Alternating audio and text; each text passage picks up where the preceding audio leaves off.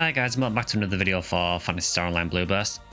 So what you just saw there is the opening credit scene to Phantasy Star Online Blueburst, and the reason I put it there is because without the existence of private servers, you would not be able to see that now. And the reason I showed that is because what I want to talk about today is how important game preservation is, and more importantly, how important the existence of things like private servers are. As you will no doubt be aware, live service for PSO ended a very, very long time ago in regards to the actual SEGA servers.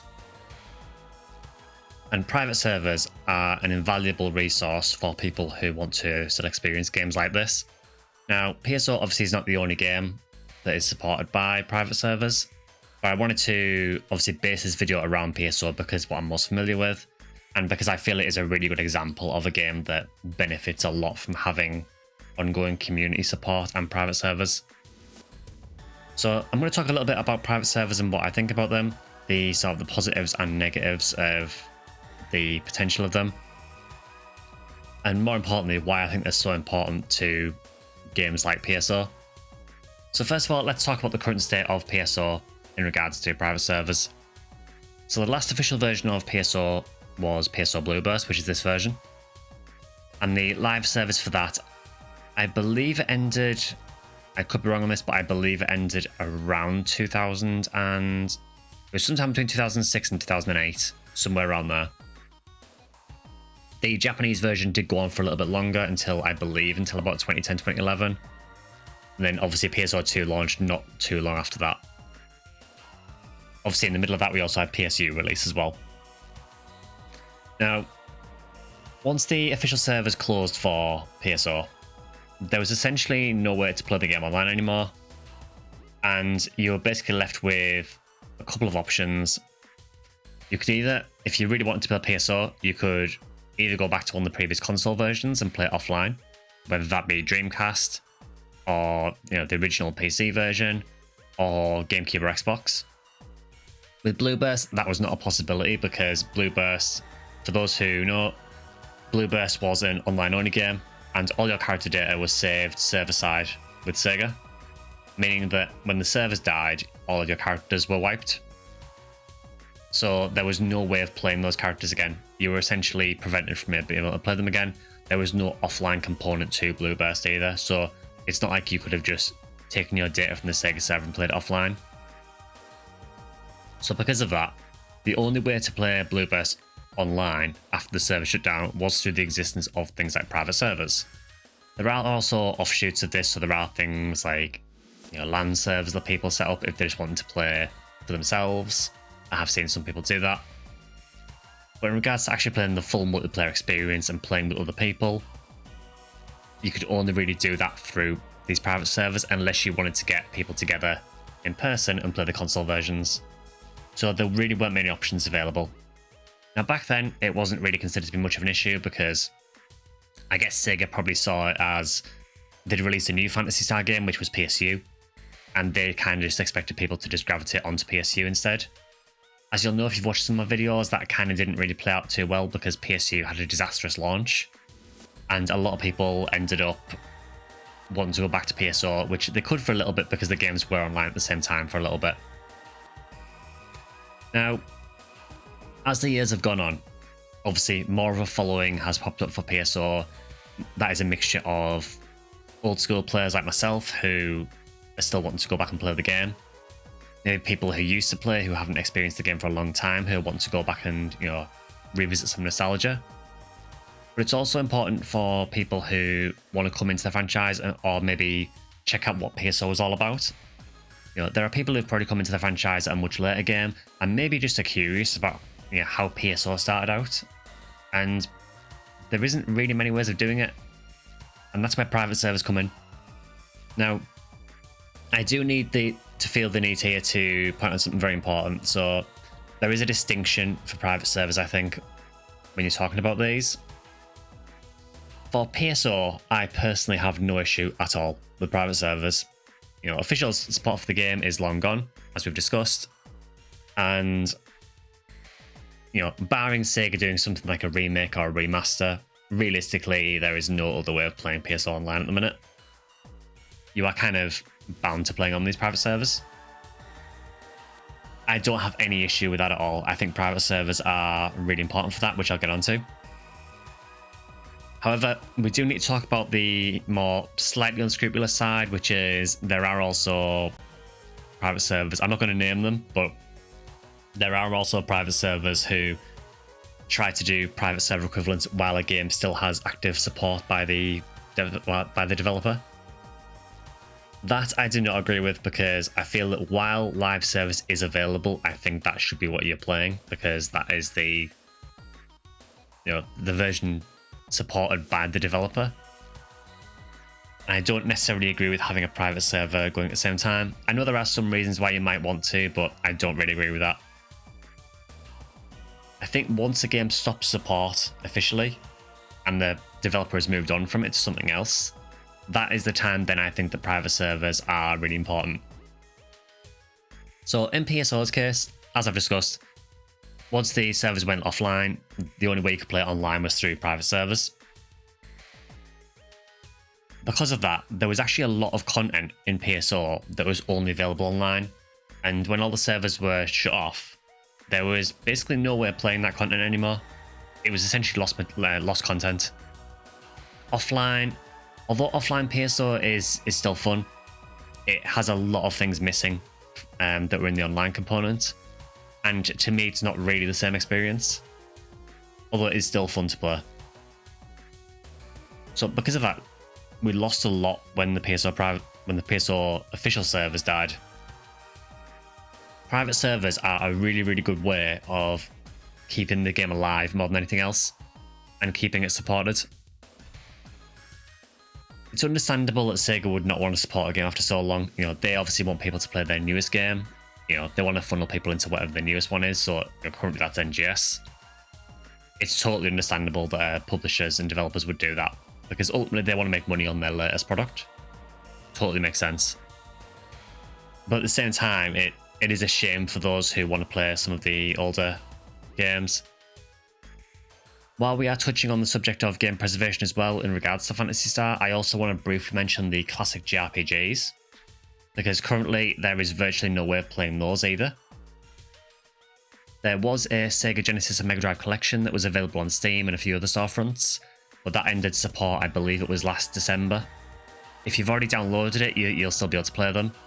But for anyone who missed it, as far as I'm aware, there is no legitimate way to play the classic RPGs unless you have physical copies of them.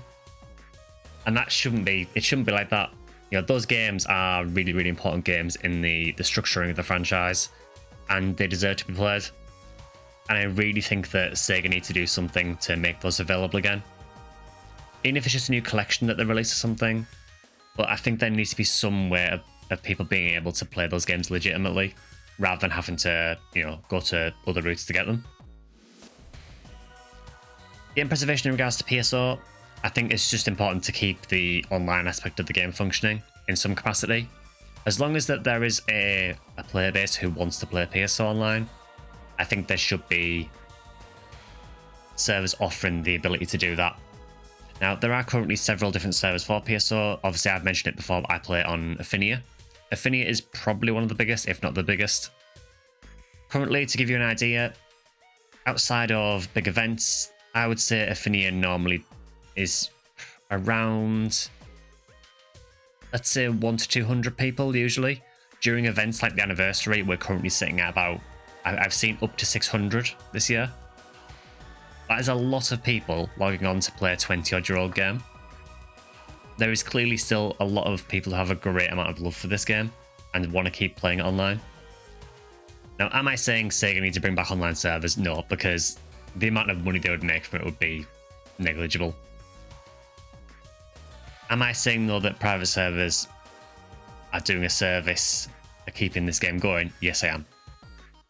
I feel they are incredibly important to this game. And obviously each private server is a little different. They all adjust things to their own liking slightly. I don't think there is any private server that is a one-to-one copy of how the Sega server was, but I think Affinia is close. If anything, Affinia is probably a better version of that because it has a lot of nice quality of life improvements, but without going overboard. There are some servers that will just do crazy stuff with the game, which is cool if you want to experiment with that kind of thing, but to me, it doesn't feel like PSO anymore. So there are plenty of choices for this game. If you move on to PSU, PSU also has some private server support through things like Clementine, but PSU is a lot less supported. Probably because it's just not thought of as highly as PSO generally, but there is still support there for the game. I do feel that private servers are incredibly important for game preservation, and particularly for games that have an online component. I think trying to maintain that as best as is possible is a really, really important thing for gaming in general, not just for PSO. With that being said, I know recently we have had the Stop Killing Games Act. I think that is a good step in the right direction. I think there are some issues with Stop Killing Games. I think for the most part, it is a very positive step and a very positive initiative. Because there are a huge amount of games every year that are shut down and essentially just become completely unplayable. Whether it's games that are required online elements, so you literally can't play them without logging in online, which is quite a common thing recently, unfortunately.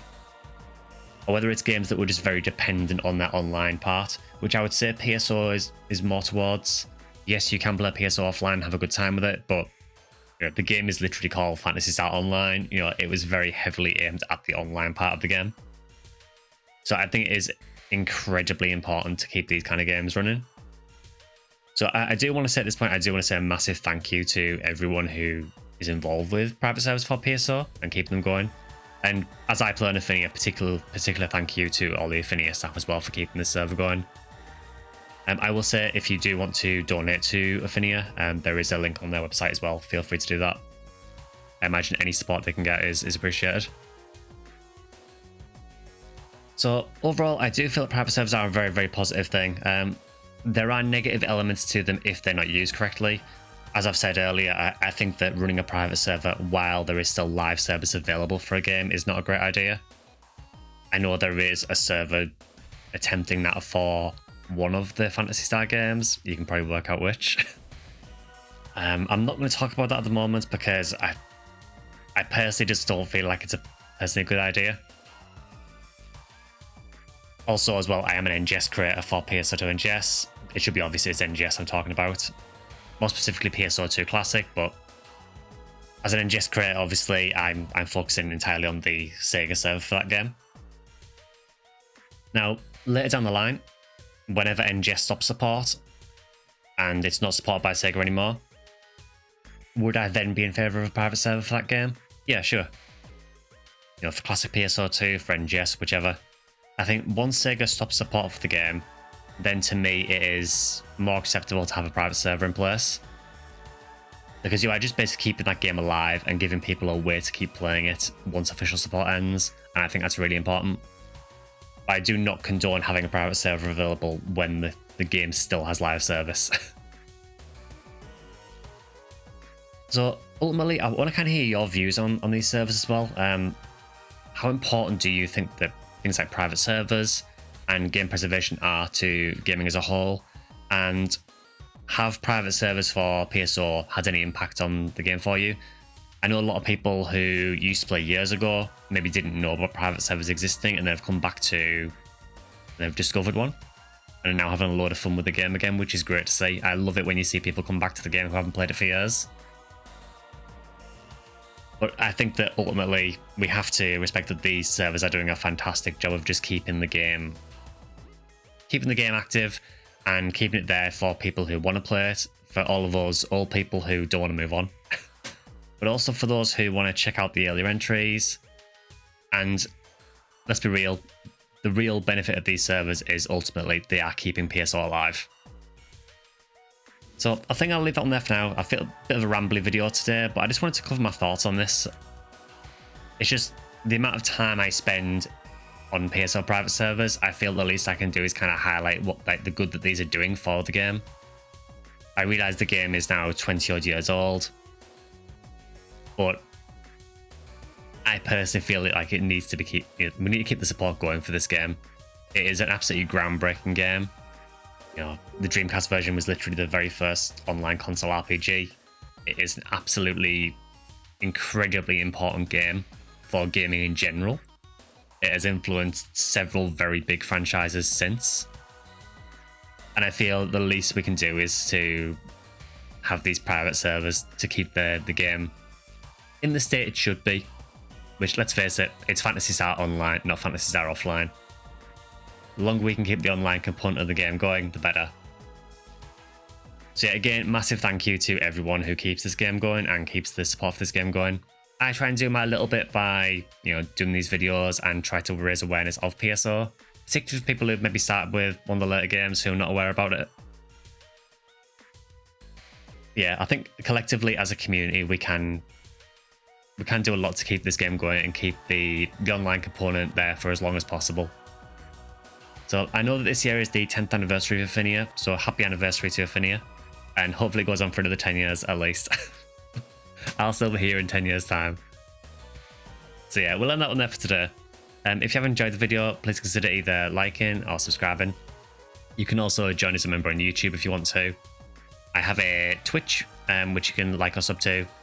I have X and a Bluesky that are both SectionSkyly, and a Discord channel you can join as well. Typically do 2 streams a week on Wednesdays and Sundays, where we're currently going through Phantasy Star 4 and doing a bit of PSO on the weekend. So feel free to join us on those as well, and they'll also be streamed on Twitch and YouTube at the same time. So what are we doing? Have a great week, and I'll see you guys in the next one.